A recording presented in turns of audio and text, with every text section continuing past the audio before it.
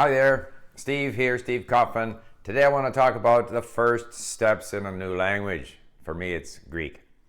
It's all Greek to me. If you like these videos, by the way, please subscribe. So, as I said the other day, I've decided to start learning Greek. And one of the things that I did was to buy this living language set. And I've been using this Essential, which is the beginning, first book in the series. But mostly I've been studying on LingQ because I have found the Living Language book not to be that useful. I'll explain why. Lots of sort of just give you a bunch of words, and very early on they introduce exercises, which I don't like. I mean, very early in chapter 2 here, they're teaching you the words for grandmother, grandfather, nephew, cousin, mother-in-law. I've never understood why in language books they introduce to you the names of all potential members of your family, colors, and all kinds of things that are relatively useless when you start out in a language. And the grammar is introduced in sort of small dribs and drabs. So I haven't been actually using it very much. Instead, I have been using LingQ here on my iPad.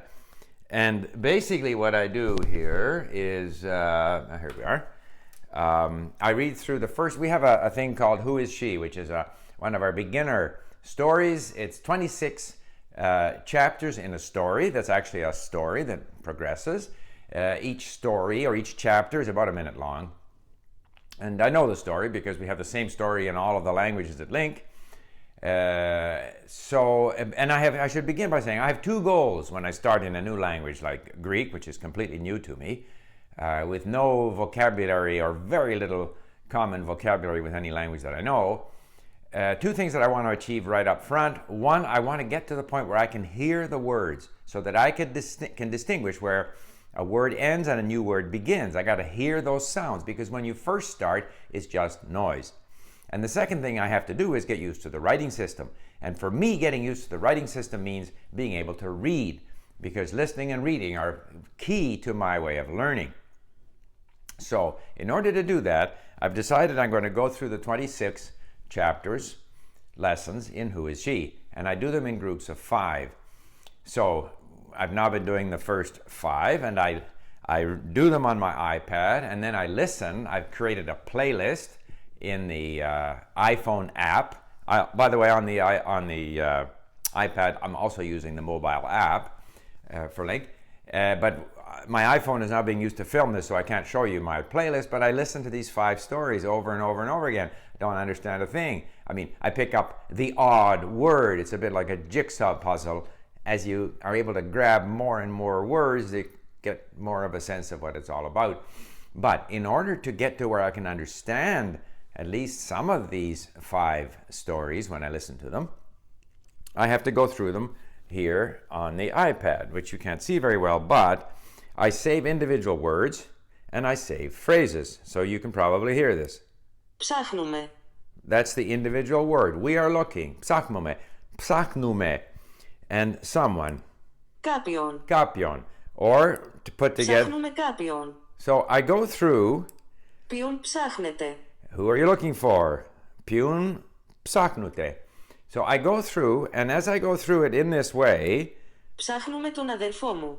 I can make sense because, of course, the meaning, I have the meaning here, and I start to recognize sort of how certain words are, no, these are obviously verbs, there's a pronoun in there, there's all kinds of stuff. So as I go through it, I'm achieving a number of things. I'm getting a sense of the sounds. I'm getting a bit of a sense of the meaning, although when I go off and listen without having the text in front of me, I don't understand much. I'm also getting a sense of what I want to know in terms of grammar. So, for example, I want to know how the verbs conjugate in Greek. I get the sense, ψάχνουμε. Ψάχνουμε, the me is we. Ψάχνετε is you plural. So I get some of a sense of that. So then again, rather than looking through my living language to find that, I found it more convenient to simply Google Greek verbs or Greek pronouns. And later on, I might Google for Greek adjectives. In doing that, I found some very good websites for Greek grammar. But again, I don't want to read the whole grammar. I just want to, look at those things that are of interest to me. There are some strange things in Greek, the way they use the articles. Again, article, I just Google Greek articles. So then I can get those specific grammar issues that are making it a little bit difficult for me to follow how the words are put together. But the main activity is still listening and reading. So I'm not yet at the point where I can listen and understand. I'm getting much better at reading because I am either reading and then listening to the text to speech for the words and phrases that I have saved on Link and then following that along. Let's step back a bit. With regard to the Greek alphabet or any new alphabet, of course initially you look at the individual sounds of the symbols, which the Greek alphabet is not that difficult compared to, let's say, I'm sure Arabic will be much more difficult, but you don't get it right away, but you start to get a toehold on it, and then certain letters continue to give you trouble, and you look those up again, but eventually you have to get to where you're reading and gradually starting to basically connect the sounds of words with the letters that are used to write those words. So I'm getting there. So I figure within another couple of weeks, I should be able to be at the point where I actually understand some of what I'm listening to, and it's becoming easier and easier to read. I am going to, even though I don't understand much of what I listen to when I'm just listening, I'm just motivated to go on and do another 5 lessons. So I will continue listening to the first 5 lessons. I will work my way through the second 5 lessons, looking up words and phrases, which again is helping me hear the language, helping me read with the alphabet. And now I'll have 10 lessons that I don't understand. And then I'll go back and listen to them again.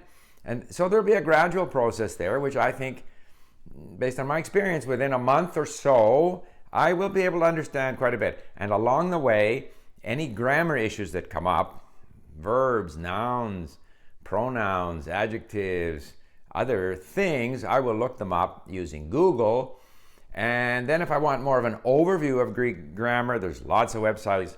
But the point is, I have to have had some experience with different issues in the language before these explanations relate to anything that makes sense to me. So there you have it. That's just a brief description of my first steps. I don't know where I put my little remote control guy. First steps in Greek, and we'll see how things go. And thank you for. Oh, I wanted to add one more thing. I did try Duolingo, and I'm going to go back there. But Duolingo, I ran into an immediate roadblock. Is that no matter what you do, they very quickly ask you to write something in Greek to translate from English to Greek. And since I don't want to start doing that, because I don't want to start using the Greek alphabet to write yet, I want to more passively absorb the language. So I've held off on Duolingo until I'm a little further ahead in the language. But when I do that, I'll do a little report on Duolingo and my experience there. Okay, bye-bye.